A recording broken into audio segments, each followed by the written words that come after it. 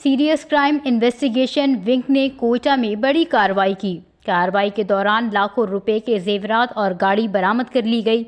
SSP Zuheb Mohsin का कहना था कि 15 फरवरी को बंदूक की जोर पर घर से गाड़ी, जेवर और कैश चोरी किए गए थे। मुलजिमान ने दिन की रोशनी में बंदूक की बट से घर वालों को तशद्दुद का निशाना बनाया और डकैती की। जुहेब मोहसिन का मजीद कहना था कि मुलजिमान से 1 करोड़ से ज़ायद मालियत की चीजें रिकवर की गई हैं। इस डकैती में इस्लामाबाद के 2 रिहायशी भी शामिल थे।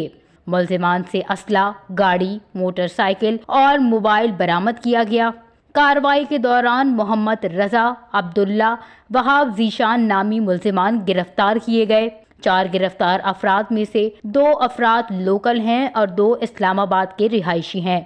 एसएसपी का ये भी कहना था कि मुलजिमान सोना लेकर इस्लामाबाद गए, जहां दुकानदारों ने सोना बगैर तस्दीक खरीदने से इनकार किया और हमने इन्हें ट्रैप कर लिया। हम सोना बेचने वालों से दरख्वास्त करते हैं कि सोना खरीदने से पहले शनाख्त लाजमी यकीनी बनाएं। 1 करोड़ से ज़ायद मालियत के सामान को जल्द ही मुतासरा फैमिली के हवाले किया जाएगा। वश न्यूज़, कोयटा, बलूचिस्तान।